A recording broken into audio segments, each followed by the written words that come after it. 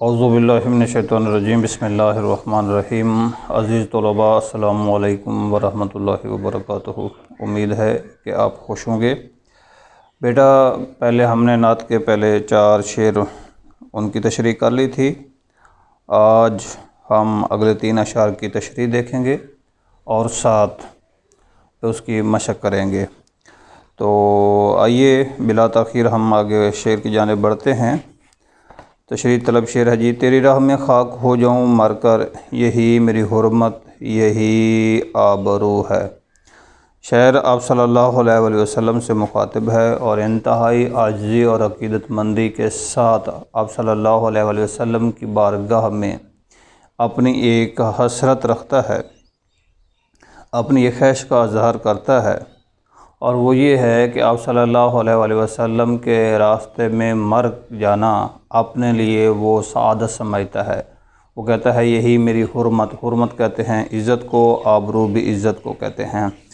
तो उसकी जो इज़्ज़त है, नेक नामी है, उसके लिए जो अच्छा है, नेक शगुन है, वो ये है कि आप सल्लल्लाहु अलैहि वसल्लम के रास्ते में मर कर खाक हो जाए, मट्टी हो जाए। तो बेटा, पहले भी मैं अर्ज़ कर चुका हूँ, आप सल्लल्लाहु अलैहि वसल्लम का ख़ुद फरमान है कि कोई शख्स उस वक्त तक कामिल ईमान वाला नहीं हो सकता जब तक मैं मोहम्मद सल्लल्लाहु अलैहि वसल्लम उसको उसके मालो जान, अज़ीज़ व अकारिब से ज़्यादा प्यारा या अज़ीज़ न बन जाऊँ, हत्ता कि हमारी जानों से भी ज़्यादा प्यारा है। और आप सल्लल्लाहु अलैहि वसल्लम की इज़्ज़त और हुर्मत पर वैसे भी हमारी जान कुर्बान है, लेकिन उसके रास्ते में खाक हो जाना, उनकी जान पर जान कुर्बान कर देना, या उनके हुक्म की तामीलात करते हुए, हुक्म को बजा लाते हुए, ठीक है, इस जान से हाथ धो बैठना या दुनिया से चले जाना, ये हमारे लिए बड़ी सादतमंदी है। चूँकि हम सबको मालूम है कि रोज़े क़यामत आप सल्लल्लाहु अलैहि वसल्लम भी हमारी शिफ़ात फरमाएंगे, और अल्लाह ताला ने हमारी हिदायत और रहनुमाई के लिए 1,24,000 पैगम्बर भेजे, जिनमें से आखिरी नबी हमारे नबी सल्लल्लाहु अलैहि वसल्लम हैं। अब उनकी तालीमात रहती दुनिया तक बाकी हैं। हम सब को अब सल्लल्लाहु अलैहि वसल्लम की तालीमात पर अमल करना होगा, और यकीनन इसी में हमारी इज़्ज़त है, इसी में हमारी आबरू है। आप सल्लल्लाहु अलैहि वसल्लम की तालीमात पर अमल पैरा होकर ज़िंदगी गुजारना, ये सबसे बड़ी गनीमत है। और अगला शेर देखें। यहाँ है ज़हूर और वहाँ नूर तेरा, मकाम में भी तू ला मकाम में भी तू है। आप सल्लल्लाहु अलैहि वसल्लम से मुखातिब होकर शेर कहता है कि इस दुनिया में आप सल्लल्लाहु अलैहि वसल्लम की जो तशरीफ़ आवरी है वो एक इंसानी शक्ल सूरत में है, वो एक बशर की सूरत में है। यहाँ आप सल्लल्लाहु अलैहि वसल्लम का ज़हूर हुआ है और नूर तेरा। और लेकिन अगर हम देखते हैं तो सबसे पहला नूर किसका तख्लीक़ किया गया, खल्क़ किया गया, ये कायनात की कोई चीज़ भी नहीं बनी थी तो आप सल्लल्लाहु अलैहि वसल्लम का नूर तख्लीक़ किया गया लामकाम है, ठीक है।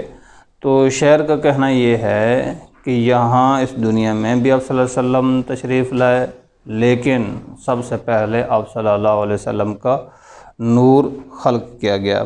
तो मकान से मुराद जहाँ आप कोई चीज़ों का तयन कर सकें, हदबंदी कर सकें, मगर उसको मकान कह सकते हैं। लामकान जिसका कोई मकाम ना हो, जिसका कोई हदबंदी ना हो सके, लामहदूद है। तो यहाँ भी हैं और हर जगह मौजूद हैं। और रोज़े आखरत भी सल्लल्लाहु अलैहि वसल्लम की जो कैफियत होगी वो नूर जैसी होगी।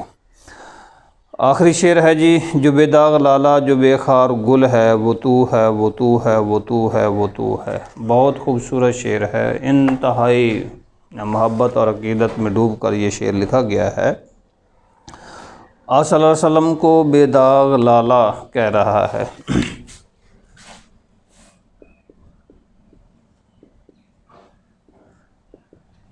लाला सुर्ख रंग का, गहरे सुर्ख रंग का फूल है। बेदाग लाला ऐसा सुर्ख रंग का फूल जिसके अंदर दाग ना हो। बेखार गुल, बे मनफी के माने में आता है उर्दू में। ऐसा फूल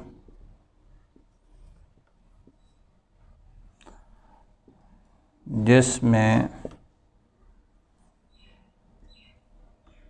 ऐसा फूल जो कांटों के बगैर हो।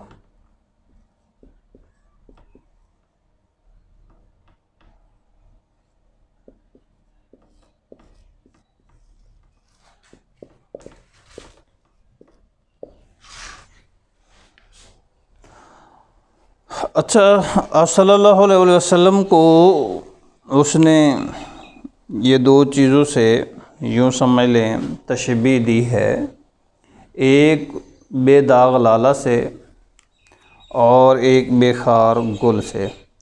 अब ये दोनों जुमले बहुत ही समझने वाले हैं।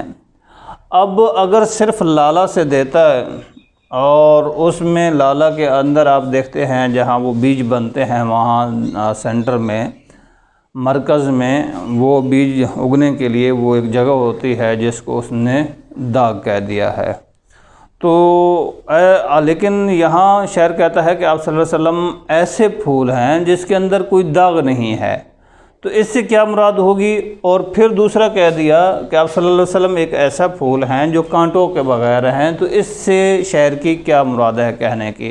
क्योंकि शेर में कोई ना कोई फ़िक्र मौजूद होती है और उस फ़िक्र तक पहुँचना as a Ustad, as a तालिब इल्म हमारे लिए ज़रूरी होता है, और उसी चीज़ की वज़ाहत हमसे मांगी जाती है, जिसकी हम अगर वज़ाहत कर देंगे तो हमारे नंबर अच्छे आ सकते हैं। बेदाग लाला, जिसके दिल में कोई धब्बा नहीं है। धब्बा ना होना किस चीज़ की अलामत है, यानी जिसका दिल बिल्कुल पाक व साफ़ हो, पाकीज़ा हो। और यहाँ हम कह सकते हैं इससे मुराद है फिर ऐब और ख़ामियाँ। तो आप सल्लल्लाहु अलैहि वसल्लम तमाम तर अयूब से, ख़ामियों से मुबर्रा व मुनज़्ज़ह थे। आप सल्लल्लाहु अलैहि वसल्लम में किसी किस्म की कोई ख़ामी, कोई गलती नहीं पाई जाती थी, क्योंकि आप सल्लल्लाहु अलैहि वसल्लम मासूम थे। और आप सल्लल्लाहु अलैहि वसल्लम से हर चीज़, और कुरान मजीद में भी वाज़ेह तौर पर है कि आप सल्लल्लाहु अलैहि वसल्लम के हत्ता के घर से भी अल्लाह ताला ने निजासत को दूर रखा। ठीक है, इन्नमा युरीदुल्लाहु लियुज़हिबा अन्कुम अर्रिज्सा अहलल बैत व युताहिरकुम तत्हीरा, ये वाज़ेह तौर पर अल्लाह ताला ने कुरान मजीद में इरशाद फरमा दिया। तो एक हम ये कह सकते हैं कि आप सल्लल्लाहु अलैहि वसल्लम के दिल में किसी किस्म की बुराई नहीं पाई जाती थी, कोई दाग नहीं था, कोई ख़ामी नहीं थी, कोई बदी नहीं थी, कोई बुराई नहीं थी। अब दूसरा है बेखार गुल, कांटों के बगैर। अब कांटे आप देखें, अगर आप फूल तोड़ने लगते हैं और फूल के इर्द गिर्द कांटे होते हैं, तो कांटे आपको फिर क्या करते हैं, चुभते हैं। और उस कांटे का चुभने से क्या होगा, आपके हाथों में मतलब वो चुभेंगे तो तकलीफ़ होगी। कांटा अलामत है दुख देने की, तकलीफ़ देने की। लेकिन शायर यहाँ कहता है कि आप ऐसे फूल हैं जो कांटों के बगैर हैं। तो क्या इसका क्या मतलब होगा, क्या मकसद होगा? इसका मकसद ये होगा कि आप सल्लल्लाहु अलैहि वसल्लम ने किसी को दुख, किसी को इज़ा, किसी को कोई तकलीफ़ नहीं दी। हत्ता कि जैसे आप सल्लल्लाहु अलैहि वसल्लम ने हमारे लिए ख़ुद फरमा दिया कि बेहतरीन है वो शख्स जिसके हाथ और ज़ुबान के शर से दूसरे लोग या मुसलमान महफूज रहे हों। आप सल्लल्लाहु अलैहि वसल्लम ने ना तो किसी से को हाथ से तकलीफ़ दी थी और ना ज़ुबान से। और आप सल्लल्लाहु अलैहि वसल्लम मकारिमुल अखलाक के दर्जे पर फायज़ थे, और हमें भी कहा कि आप अपने अखलाक को अच्छा रखें। हत्ता कि यहाँ तक कह दिया कि क़यामत के रोज़ शख्स के आमाल सबसे ज़्यादा वज़नी होंगे जो अखलाक के लिहाज से अच्छा होगा। तो बेटा यहाँ शायर ने आप सल्लल्लाहु अलैहि वसल्लम को बेदाग लाला से तशबीह दी है और बेखार गुल से तशबीह दी है कि आप सल्लल्लाहु अलैहि वसल्लम में ना तो कोई बुराई पाई जाती है और ना ही आप सल्लल्लाहु अलैहि वसल्लम किसी को दुख और तकलीफ़ देते थे। लाज़मी बात है कि आप सल्लल्लाहु अलैहि वसल्लम को तो अल्लाह ताला ने रहमत लिल आलमीन बनाकर भेजा है, और उनका ज़िंदगी का नमूना भी हमारे सामने है। तो ये तशरीह अपने इख्तिताम को पहुँची इस नज़्म की। आइए आगे इसकी एक्सरसाइज करते हैं। पहला क्वेश्चन है, ये याद देना, मुख्तसर जवाब दें। मैं यहाँ सवाल नहीं लिखूँगा, सिर्फ़ और सिर्फ जवाब लिखूँगा। आप उसके मुताबिक फिर किताब से ही सवाल देख लीजिएगा और जवाब लिखने की कोशिश कर लेना।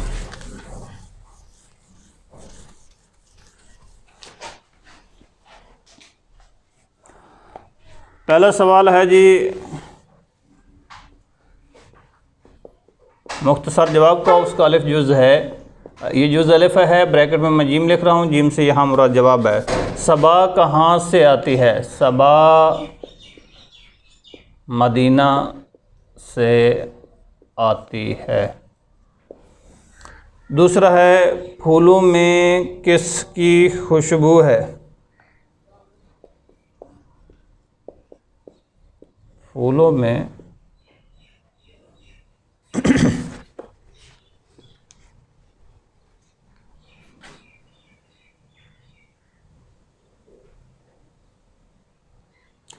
वैसे तो इसको सबा में किसकी खुशबू है वो लिखना चाहिए था, और फूलों में किसकी खुशबू है, तो फूलों में मदीने की खुशबू है, लेकिन इससे यहाँ मुराद क्या होगा? उन मदीने की निस्बत आप सल्लल्लाहु अलैहि वसल्लम से है, तो फूलों में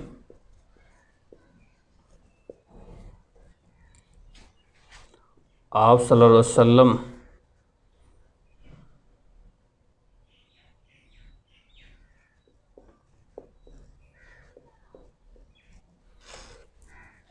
ये पहले हिस्से ही लिख लें आप।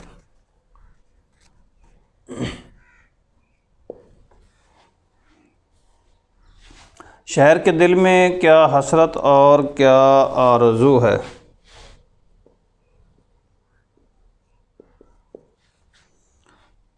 शहर के दिल में आप सल्लल्लाहु अलैहि वसल्लम के दर पर जीने और मरने की हसरत और आरज़ू है।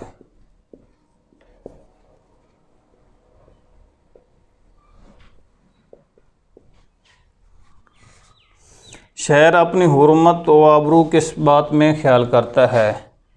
शहर आप सल्लल्लाहु अलैहि वसल्लम की राह में मर कर खाक हो जाने को अपनी हुर्मत और आबरू ख्याल करता है। आगे है जी हेजुस। तूती व बुलबुल किसका जिक्र करते हैं? तूती व बुलबुल आप सल्लल्लाहु अलैहि वसल्लम का जिक्र करते हैं। तो बेटा ये मुख्तसर सवालात के जवाब हैं, आप इनको नोट कर लीजिएगा।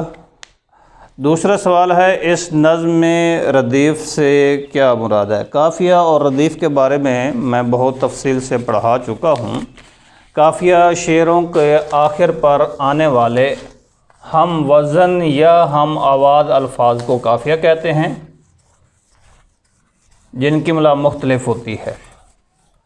अगर रदीफ़ मौजूद हो तो ये रदीफ़ से पहले आते हैं, रदीफ़ मौजूद न हो तो काफ़िया रदीफ़ के शेरों के आखिर पर आता है। अब है जो रदीफ़, काफ़िए के बाद हऊ बहू जूँ के तूँ दोहराए जाने वाले अल्फाज को रदीफ़ कहते हैं। इनका मिला तब्दील नहीं होता और ये लिखने में एक जैसे ही रहते हैं और इनकी तादाद भी ज़्यादा हो सकती है, 1 भी 2 3 4 5 6 7 तक चले जा सकते हैं। तो इस नज़्म में जो रदीफ़ है वो एक लफ्ज़ पर मुश्तमिल है। रदीफ़ है यानी पहले शेर में देखें, तू है, बू है रदीफ़ है, आगे गुफ्तगू है, चार सू है, आरजू है, तू है। तो ये है जो है शुरू से लेकर आखिर पर वही दोहराया जा रहा है, तो ये हमारे दरमियान रदीफ़ है। इस नात के काफ़िए अपनी कापी में लिखें। अब काफ़िए में मैंने कहा एक जैसी आवाज़, हम आवाज़ अल्फाज को कहते हैं या हम वज़न अल्फाज को काफ़िया कहते हैं। अच्छा, इसमें एक बच्चे बड़ी गलती करते हैं और वो ये लिख देते हैं कि हम मानी अल्फाज को काफ़िया कहते हैं। हम मानी अल्फाज को काफ़िया नहीं कहते, काफ़िया के मानी तब्दील होते रहते हैं, एक जगह कुछ लफ्ज़ होता है, दूसरी जगह कुछ लफ्ज़ होता है। तो तू, बू ये काफ़िया है, गुफ्तगू काफ़िया, आरजू, सू, आबरू, तू और तो ये तमाम अल्फाज जो हैं ये वाव पर इनका ख़ात्मा हो रहा है, साउंड एक जैसी निकल रही है, तो ये काफ़िया है। नात का मरकज़ी ख्याल तहरीर करें। मरकज़ी ख्याल बेटा 2 या 3 लाइनों पर मुश्तमिल होगा, मैक्सिमम 4 लाइनें आप इसकी कर सकते हैं। जो सबक का निचोड़ होता है, बिल्कुल लुब लुबाब होता है, उसको हम मरकज़ी ख्याल। तो इस मरकज़ी ख्याल में हम ये कहते हैं कि शायर आप सल्लल्लाहु अलैहि वसल्लम से इंतहाई मोहब्बत और अक़ीदत करते हुए आप सल्लल्लाहु अलैहि वसल्लम के दर पर जीने और मरने की हसरत रखता है, उस पर अपनी जान, आप सल्लल्लाहु अलैहि वसल्लम की ज़ात पर अपनी जान कुर्बान कर देने को उनका जी करता है। और फिर ये कहता है कि आप सल्लल्लाहु अलैहि वसल्लम की ज़ात तमाम ऐबों और ख़ामियों से पाको पकीज़ा थी।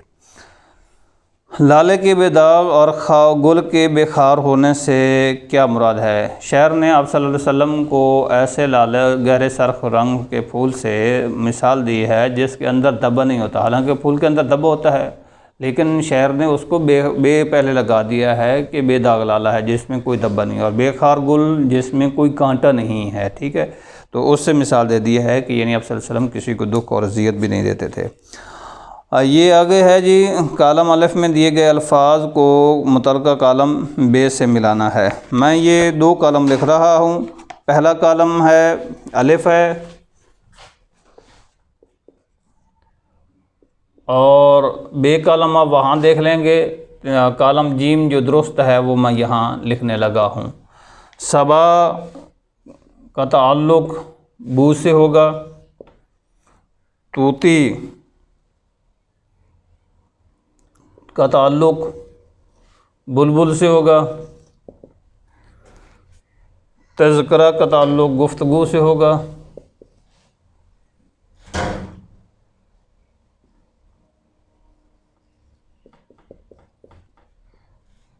जियों का ताल्लुक़ मरूं से होगा, हसरत का ताल्लुक़ आरज़ू से होगा,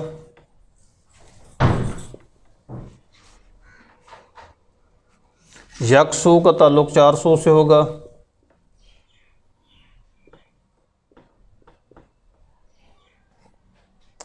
हुर्मत का ताल्लुक़ आबरू से होगा,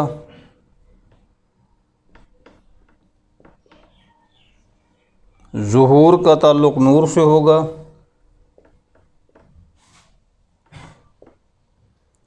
मकान का ताल्लुक़ ला मकान से होगा।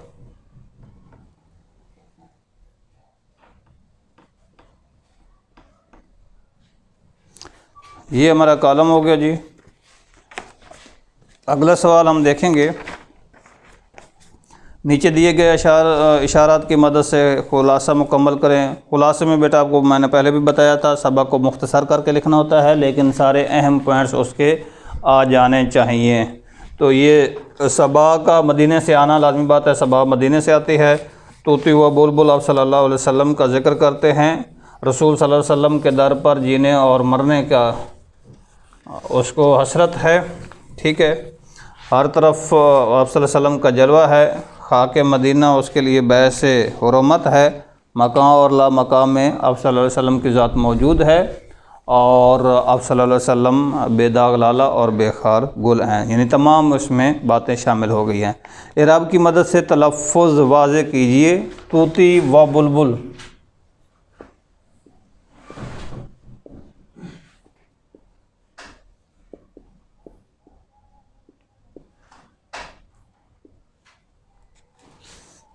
दूसरा है तज़किरा,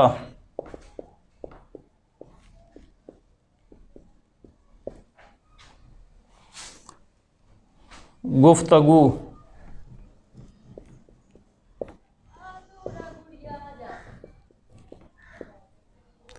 आगे है जी आपका हुर्मत।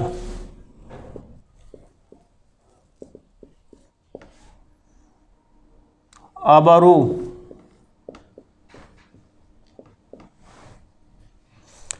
दाग लाला।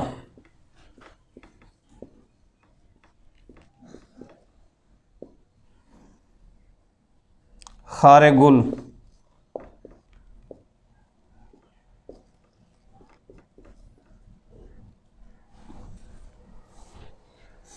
जी सर, गर्मियों में बच्चों के दरमियान नात खानी का मुकाबला कराया जाए। अपनी पसंदीदा नात अपनी कापी पर लिखें और उस्ताद साहब को दिखाएं। तलबा से अमीर मिनाई की इस नात को दुरुस्त आहंग के साथ जमात के कमरे में पढ़ाएं। ये थी सरगर्मियाँ। इसके साथ ही हमारी आज की ये नज़्म अपने अख्ताम को पहुंची और ये कंप्लीट हो गई है, मुकम्मल इसकी एक्सरसाइज भी हो गई है। तो आप लोग बेटा इसको गौर से सुनिएगा लेक्चर को और अपना होमवर्क करके मुझे मेरे ज़ाती नंबर पर भेज दीजिएगा। फ़कत वस्सलाम।